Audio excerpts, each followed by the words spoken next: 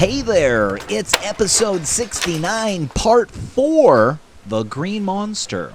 The green monster being reference to a hair algae problem that we had in a coral reef tank. This particular tank in the previous episodes, we drained it, we rinsed it, we replaced the sand, we replaced the rock, and it's all new water back in the tank. We've done 2 follow-up visits. Today's our first service. Of the 2 follow-up visits, the first one, we did detect a slight ammonia and a slight nitrite spike. It was enough to bother the fish, but not enough to harm the fish. 7 days after that, it was totally gone. 0 ammonia, 0 nitrite. We're here today to actually service the tank. So our goal this morning is to get the tank cleaned up. Since for all intents and purposes, it's a brand new reef tank. It's got new rock, new gravel, new water. It's got a coating of brown algae, which is probably the results of a lot of those new nutrients that are currently in the system being used up or burnt off. So we're going to get the aquarium cleaning magnets out, and we're going to start cleaning the inside of the tank. Because this tank is built into the wall, I can't just reach over the top of it to put the opposing aquarium cleaning magnet into the tank. So what I have to do is tape the external magnet to the face of the tank, go around inside, attach the opposing magnet, and then come back out here and we can clean the tank. Seems a little hokey taping the magnet to the outside of the tank. But I tell you what, it sure beats having to chase down the homeowner and asking him to hold the magnet on the outside of the tank while I run to the inside and allow the inside version to connect with the outside version. Be right back. We've brought along some mushroom corals to add to the tank. They'll be the first corals going into the tank and probably the easiest to keep or the simplest, and at the same time relatively inexpensive, and adds a nice little bit of color into the tank. So we're going to have to start and get those acclimated as well. To gain entrance into the top of the tank, I have to lift up the lighting system so that it gets out of the way. This is easily done as it's a retrofit power compact lighting system attached to a melamine shelf. It has eye loops and hooks, and I just simply lift them up and hook them together in the up position. To acclimate the mushroom corals, we're going to siphon water from the tank down into the 5-gallon bucket that we brought the corals with us in. This will allow them to get used to the water that they'll be going into. It also helps relieve the tank of some of the water towards that water change.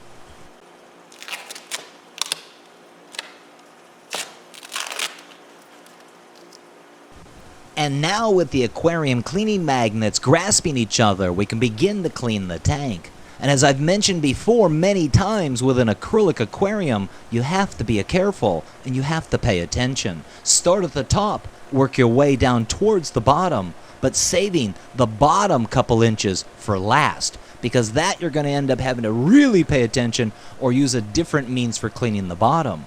But it's that bottom layer where you're most likely going to pick up that granule of gravel in the aquarium magnet or the cleaning pad.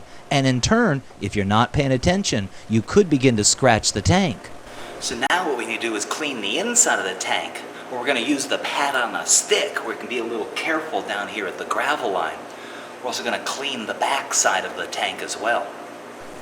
So in using the cleaning pad on a long stick, we're going to use the stick end. We're going to push it down into the gravel or sand along that front panel of glass. We're going to try to push back as much sand as possible away from the front.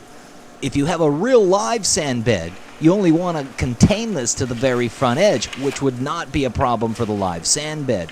In our case, it's not intended to be a live sand bed, but we still want to minimize the amount of sand that we have to come in contact with. And now we can turn the cleaning pad on a stick around and use the cleaning pad end of it since we've pushed that sand or gravel away. We're going to gently try to brush that algae that's grown on the sand layer on the glass panel at the front of the tank.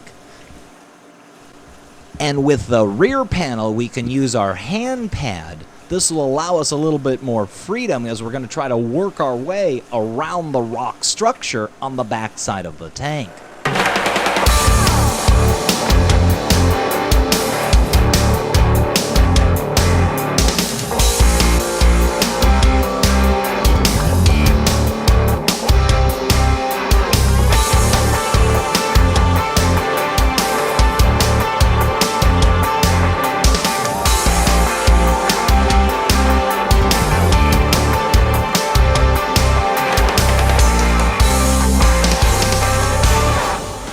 So as I mentioned, there's a bit of dusting of brown algae across all the new live rock.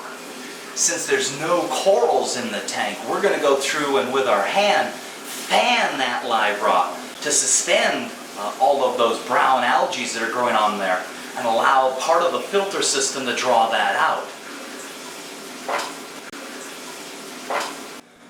It's that lack of water flow in the reef tank that is the cause of most algae problems. That, along with all the input of nutrients, whether it be fish food or what.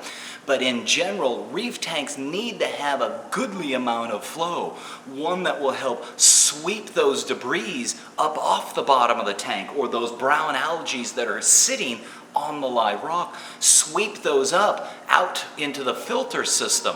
And it's this lack of water flow that allows those debris to settle and form little pockets or pools of high nutrient areas or nutrient sinks. And it just becomes fertile little valleys for algae to grow up inside. And so again, that's where the biggest downfall to most reef tanks is. You'd probably want to consider having two types of filtration in there, or let me say, two types of circulation. One called filter circulation, where that's the flow of water from the tank to the filter and back to the tank, and that's typically regulated by the size of the drain bulkhead in the internal overflow. It's only going to swallow so much, so there's only so much you can pass through that bulkhead. So how do you get a greater flow beyond what you can pump through the internal overflow and down to the filter? Well, you do what I'm going to call internal circulation, which would be a second pump that would draw water directly from the tank and return it directly to the tank. And the whole point is to create additional water flow within the system, one that doesn't directly affect the filter system. This one, again, is simply to move water back and forth within the tank, whether that be the result of a sea swirl, which is an oscillating discharge nozzle. It could be in the form of just stationary jets that you re-aim all the time.